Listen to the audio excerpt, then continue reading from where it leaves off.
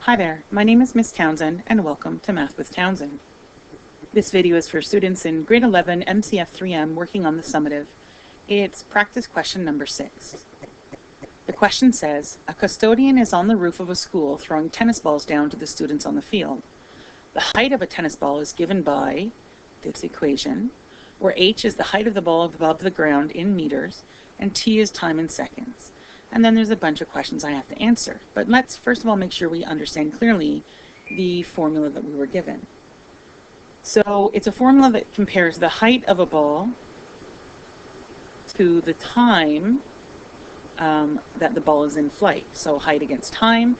And we know that he's on the roof of a building. So he's on the roof of some building and he throws a tennis ball up in the air and then it hits the ground, presumably. And we're given the standard form equation, which is ax squared plus bx plus c. So we're given the standard form. We know the a value is right here. The b value is right here. Well, it's positive, so I'll circle that as well. And c is also positive. And so we're going to be dealing with this equation. So in standard form, unfortunately, the only immediate thing I can see is the y-intercept or vertical intercept is 9. And every other piece of it, we're going to have to use some sort of tool to do any other math. So we might use the quadratic equation. We could try factoring. We could try completing the square. Generally, though, when I see decimals in the standard form, my approach is almost always going to be, I'm just going to use the quadratic equation as my primary tool. So make sure you know the quadratic equation, and just in case you forgot, I'll pull it open for you. That's the quadratic equation. So it's going to be quite useful, hopefully, as we go through this. So here are the specific questions we have to answer. From what height is the ball thrown? So I need to find height. So in order for me to find height, I must know time. Right? So there's only two variables, height and time. If a question says, tell me height, it must be giving me some information about a time so that I can sub a t value into the equation. Well, when the ball is thrown, what's the situation? Again, we have a roof and the ball is thrown, blah, blah, blah, blah. So the ball is thrown from the height of the building. So at the moment that we start timing the ball's projectile, the very moment that we start is the height of the ball when it's begun. And the moment that it starts is when time equals 0, because that's when this equation kicks into effect. So we just need to let time equal 0, and we can find the height of the ball. And of course, because it's in standard form, that's the easiest thing to do, because if t is 0, 0, 0 plus 9. So I already gave away the answer. Next one. And the maximum height of the ball. So the maximum height of the ball means that we need the vertex.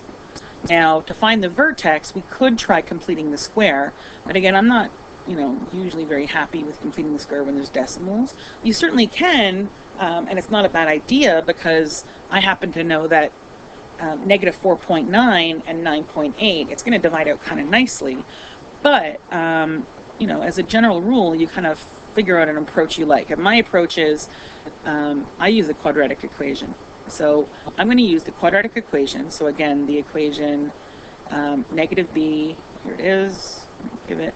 So this is the quadratic equation. And what it does is when we have a standard form quadratic, we're given a, b, and c values. So again, here's the a value, here's the b value, and here's the c value. And so that's what gets subbed into this equation. And of course, what you're doing with the equation is you're solving for the x-intercepts. The plus or minus tell you you're going to get 2 of them. One's, 2 roots generally in a quadratic. But we can't use it unless we let h equal 0. So to solve this question, I'm going to let the height be 0. And then I'm going to use the quadratic equation. And I'm going to solve for t. Now, what that's going to give me is not yet the vertex. It's going to give me the roots. So it's going to give me 2 answers that represent the possible times when the ball is on the ground, the roots. Now, that means if I have my roots, I can find the midpoint of my roots, because the midpoint of my roots is always where the axis of symmetry is. And the axis of symmetry passes through the vertex, which means that the midpoint of the roots is the first coordinate of the vertex. And once I know what that is, so once I know what that midpoint is, I have the x coordinate, or in this case the t coordinate of my vertex. And then I just have to sub it back into the equation where t is, solve for h, and I'll know the height at the vertex, which is what I need. The maximum height is the height at the vertex. So that's how I would solve this one. Part C says determine when the ball hits the ground. So again, here's the situation. We have a building, the ball is thrown up in the air. Now, when it hits the ground, so it's asking me to find time, that means I must know height. So when it hits the ground, what's the height? Well, ground is literally ground level because it's when the height is 0. So I'm going to let the height equal 0 and solve. Now, if you think about what we're doing in the first, in the last question, the previous question, we let height equal 0 in order to find the roots, in order to find the midpoint, and so on. So in fact, once I've done question B using this method, I've let h equal 0 and I solved for t. Those t values are the solution to this, which means when I do C, all I have to do is look back at the work I did for B and interpret my answer. So it's kind of nice. B, when I do C, I've already done it in a way because I did B first. Then it says to sketch a graph of the function, labeling the key points. So it's just sketch a graph, not graph. So graph a function, grid paper, carefully labeling, choose a scale, blah, blah, blah, blah. Like it's a very formal thing, but sketch a graph. Now sketch a graph, here's what I would do. So we have, so there's, just imagine the building here, right? And then the ball, so I'm using my height and time, the ball goes like this. So what would the key points be? Well, that's a key point because it's the starting height. The vertex is a key point, and this root is a key point. And I don't think there's really any other key points here. It's a sketch, and those are the key points, the starting height, the vertex, and the time when it hits the ground. So those are the 3 points I'm going to need. And of course, I would have already found them. Parts A, B, and C of this question will tell me those values. So all I have to do is look back at the work I've already done, and I'll be able to make my sketch pretty quickly. And then part E, when will the height be 1 meter from the ground? So obviously 1 meter is a height. And if we look at our sketch, none of these points that I would have found will be 1 meter from the ground. 1 meter from the ground maybe will be here. So I don't have that information yet. So I definitely am going to have to do some work. So the height at 1 meter, so obviously I need to sub 1 meter in and call that the height. And therefore I need to solve for time, because it's asking me when, what time. So how do I solve this? Well, none of the methods we have for working with quadratics for solving for t work unless it equals 0. So the first thing I have to do is I'm going to have to take this value of 1 and remove it by subtraction. And if I subtract it from the left, I have to subtract it from the right. So the first thing to do is to make it equal to 0. So I still have negative 4.9 t squared. I still have plus 9.8 t, but now I have plus 9 minus 1, so I have plus 8. And that means I have a new quadratic equation with new ABC values. A and B are the same, but the whole system is different because C is different. And in order to solve for t, I'm going to once again use the quadratic equation. So lots of algebra to do because I'm going to use the quadratic equation twice in this question. So now that I've explained to you how to approach each question and what tools to use to get the answers, I suggest that if you haven't already, pause this video and do the math yourself. Make sure that you have the algebra skills and the understanding based on what we've just discussed to do the math and get the right answers. So pause the video, do the math, and then replay. Well, press play. Okay, so let's go ahead and do the math. From what height is the ball thrown? So again, we know that the ball is thrown from the top of a building, and the height at which it's thrown, well, that represents the very start of its projectile motion. And the start of its projectile motion occurs when t equals 0. So I'm going to let t equal 0, and I'm going to solve for h. Oops. And of course, this the substitution that I'm doing, oops, it was 0. You don't need to actually do the substitution, hopefully, because you know that 0 squared times anything is 0, 0 times 9.8 is 0, and I'm left with height is 9. But you can see that if you do the substitution. So the starting height of the ball when time is 0 is 9. So the height at which the ball is thrown is 9 meters above the ground. I guess it's not a very tall building for a school, but you know, maybe it's a little kid's school. So the height is thrown from a height, the ball is thrown from a height of 9 meters. Next question. Find the maximum height of the ball. So again, we know that the maximum height means vertex. And in standard form, our best options are complete the square. I already said I'm not in the mood. I'm going to use the quadratic equation. So I'm going to let the height be 0, and I'm going to find the roots.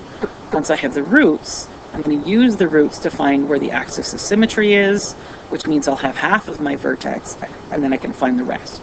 So I let height equal 0, and now I have ax squared plus bx plus c. So I know that a is negative 4.9.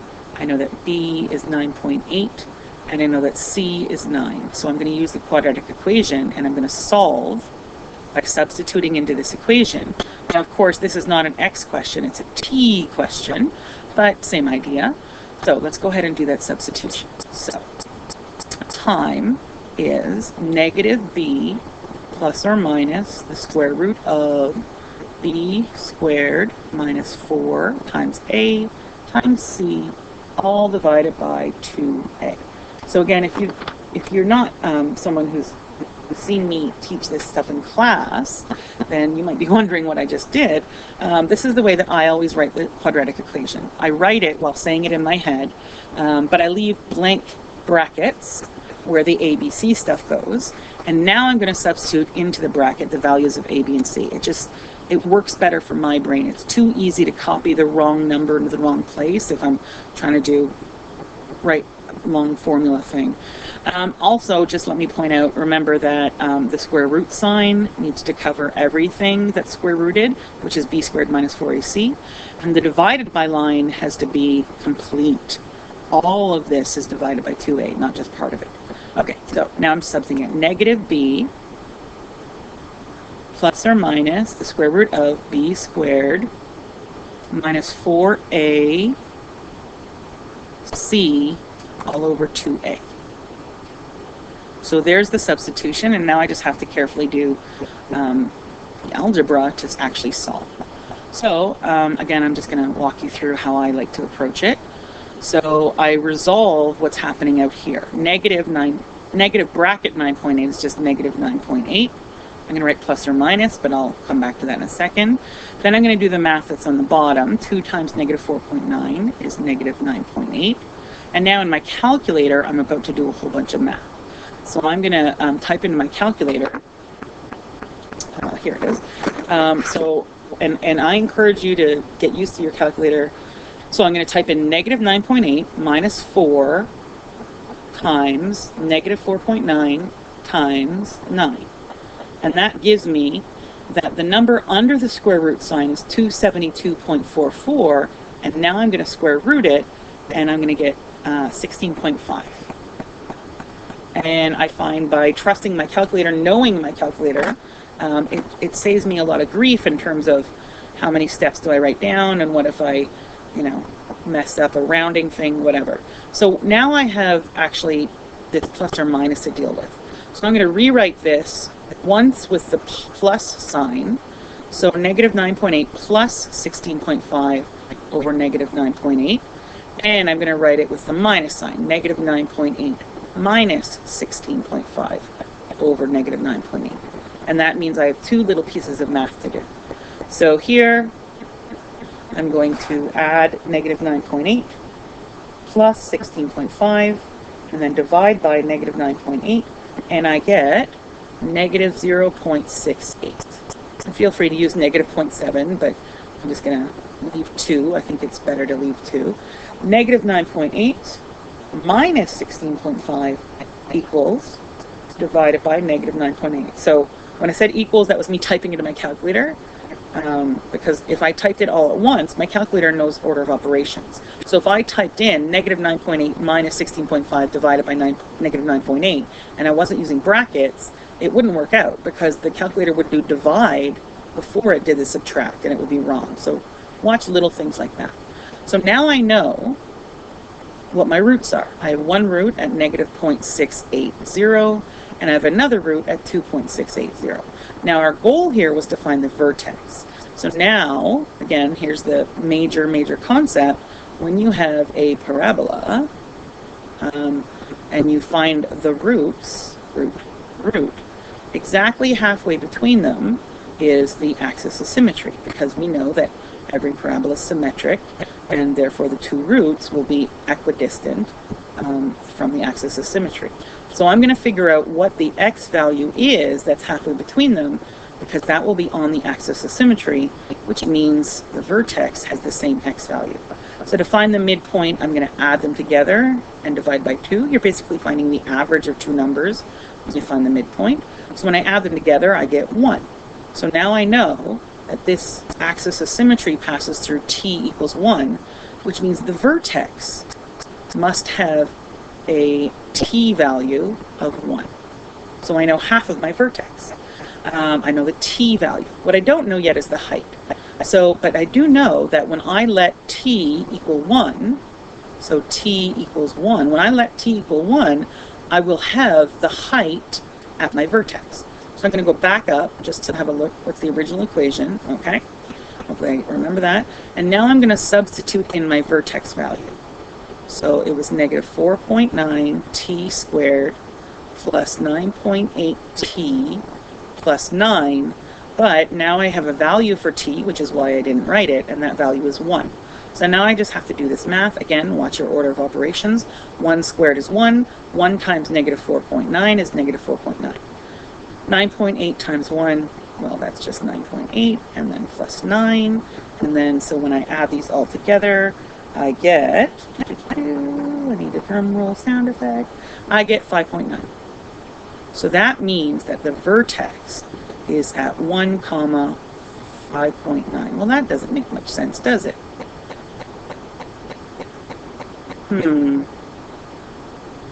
What has happened here?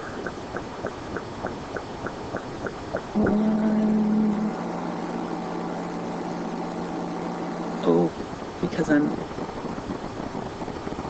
Yeah, sorry. Sorry for the delay. This is good math anyway. How did I know that I clearly was wrong there? Well, because remember part A, when we learned that the starting height of the ball was 9 meters? How could the maximum be less than the starting height? That makes no sense, which is how I knew I'd made a math mistake. And thankfully, it's just right here. I just typed it in my calculator wrong. It happens. And the good thing is that when you understand math, when you understand what's happening in the question, you can fix what you're doing pretty nicely. I may have said it out loud. I added 1 instead of 9, because whatever. Because who knows the brain, right? So 13.9 makes a heck of a lot more sense because it's higher than where the ball started, and maximum should be higher, or at least not less. So now I know that the maximum height of the ball is 13.9 meters. I know it happens after 1 second, but I don't think I was asked that. No, I was just asked for the maximum height. Often you're asked for the maximum height and when it happens, in which case I would have said at 1 second. Okay, so what's next? Determine when the ball hits the ground. So let's rethink what's happening. We have, this happens. So here is where the ball hits the ground. Now that looks familiar because that represents one of the roots that we were just talking about in the last question. So the roots are when height equals 0. And I already know when the height equals 0. So I already found that when I let the height equal 0, so way up here, when I let the height equal 0, I solved for t using the quadratic equation. And I got an answer of negative 0.68 and 2.68. So one of these represents when the ball hits the ground. And obviously, negative 0.68 doesn't make a lot of sense, but 2.68 makes sense. That the ball went up in the air and 2.68 seconds later, it hit the ground. So I already did all the math I needed for that because I found the roots in order to find the vertex. So that's another reason why I kind of liked using the quadratic equation instead of completing the square. Completing the square will give you the vertex, but then you have all this math to do to find the roots. Whereas using the quadratic equation, you already have the roots and the vertex, and you're like, I got it, I got this. Okay, now we have to sketch a graph of the function, labeling the key points. So these are the key points. We know the starting height is 9 meters. Found that in part A. We know the roots and the vertex, both of which we found in part B. So that's the key points. So here's a little grid. Let's see if is it gonna show up for me, my little grid? No, I had a grid there and it's disappeared. How sad. Okay, no worries, whatever. So keep in mind that a sketch is not the same thing as a graph. I mean, at least for me, I don't know about other teachers. But if I said graph the function, then I would expect a lot more neatness. I would expect a grid. I would expect all kinds of good things. But a sketch is where you just sort of show the shape and the key points, and you're not really being as formal. So here's what I know. I know that this is height versus time. And I know that we're not going to worry about any negative time, and we're not going to worry about any negative height. So I'm going to put make sure that my X and Y axis here, I only need to worry about positive height, positive time. So this is the only quadrant I care about. We're not going to go here, here, or here, so I'm not centering it. It is a good idea to use a ruler, but again, in a sketch, I don't think we need to. This one's going to be time. This one's going to be height. So we have a situation where we start at 9 meters. So I'm going to put that here. And we go up and come back down. Now the maximum height, oops, probably should have been a little more careful in my sketch. Hold on. Just because I want to label things. So let me just do try that again. Because obviously I need to be able to put 13.9 here. So let me just, I'll put 13.9 first. Okay, so whoop, good enough. So now I know that this point here is my starting height, and it's the 0.09. So time is 0, height is 9. This is my vertex, and it's 1, 13.9. And this is the root that exists in the application, 2.680. The other root, so there's my sketch, but just to make sure you understand, the other root is the symmetric root, but it doesn't exist in the projectile motion question because it's obviously backwards in time. That's why you get 2 answers for the algebra, but you always have to interpret your answer and say, do these both make sense in the real world problem?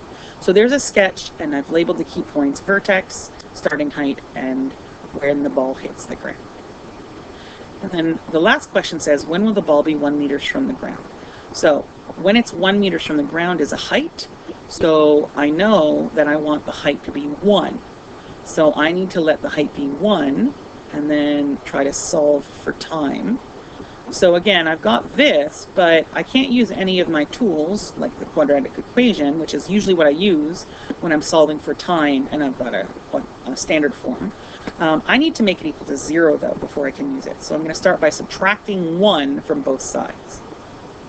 So when I subtract 1, I end up with this. So A, B, and C. Now, I know I already used the quadratic equation, but because of the different C value, I need to reset and use it again using these values. So there's the quadratic equation, which you've memorized. I know you have, but for the summative, it'll be on your help sheet. So, but I mean, if you haven't memorized that yet, and it's the end of grade 11, I mean, how many questions did you skip? Come on, man. Okay, so now we're using quadratic equation. We have t, not x, negative b, plus or minus the square root of b squared minus 4 times a times c, all divided by 2a. And then I'm going to write numbers into those positions. So a, b, c. Negative b plus or minus square root of b squared minus 4ac all divided by 2a. So I've substituted, and now I just carefully do the math. Okay, so let's see. So remember, I like to resolve this first. That's just negative 9.8. I'll write plus or minus, divided by this. 2 times this is negative 9.8, and then it's calculator time. So 9.8 squared minus 4 times negative 4.9 times 8 equals, I get a number, and then I square root that number, I get 15.9. And now I need to add and subtract, so I need to break this into 2 distinct answers, one of which is negative 9.8 plus 15.9 divided by negative 9.8, and one is t equals negative 9.8 minus 15.9 divided by negative 9.8, and then I just do those 2 separate pieces of math. So again, I'm going to do negative 9.8 plus 15.9, press equals, then divide by negative 9.8. So negative 0.62, and here, negative 9.8 minus 15.9 equals, divided by negative 9.8, I get 2.62. So I've got 2 different answers. Now let me return to my sketch for a second. I'm trying to find the time when the ball's at 1 meter. So I'm going to just imagine where 1 meters would be roughly on this sketch. So about there for 1 meters, maybe. And you can see that we have, when is the ball at 1 meters? Well, right here is when the ball is at 1 meters. Here is the symmetric answer that I don't want to give as an answer because it's in backwards time. So I should get that answer. And if I look at the answers I just calculated, there's the backwards answer and there's the actual answer. And again, what's really great is you can tell, we know that it hit the ground at 2.68 seconds. And just before that, at just before that, at 2.62 seconds, it was a meter off the ground. So it hit the ground. Nope. It was 1 meter off the ground at 2.62 seconds. Okay. I hope that was helpful. That was a long one, but we had to use the quadratic equation twice. So, there you go. That's why it's long. Hope that's helpful. Happy study.